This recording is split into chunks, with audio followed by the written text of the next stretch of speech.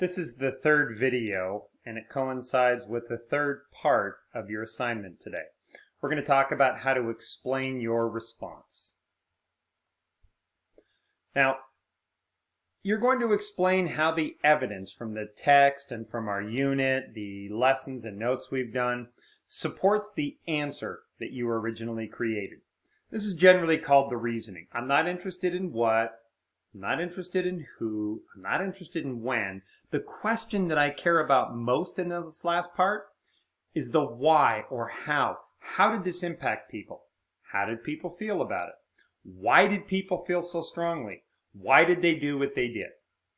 You are, in short, explaining how the facts and evidence you just gave, the citation part, proves that your first sentence, when you restated and answer what the whole thing is about, is correct.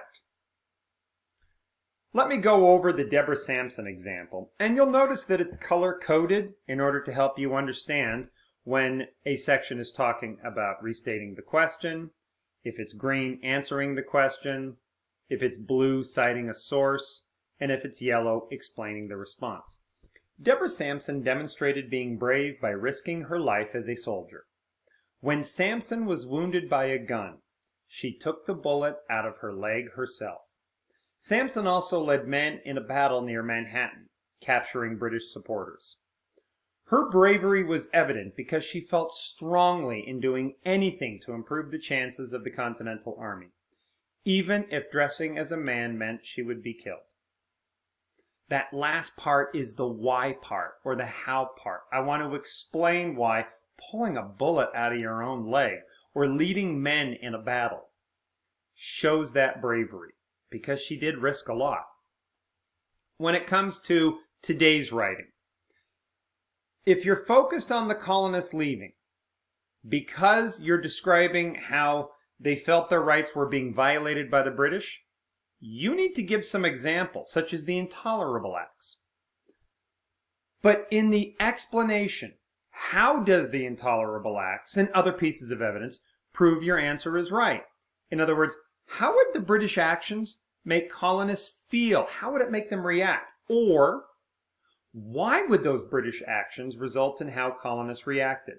What emotions or fears did they have?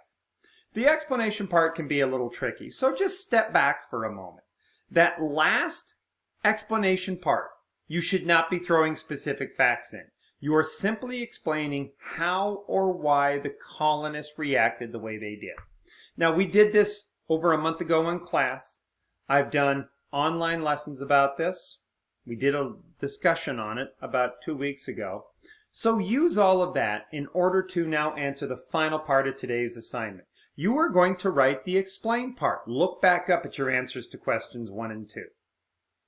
The restatement and answer is question 1. Question 2 was citing the source. Look at that. How could you explain how the evidence explains how or why the colonists did what they did?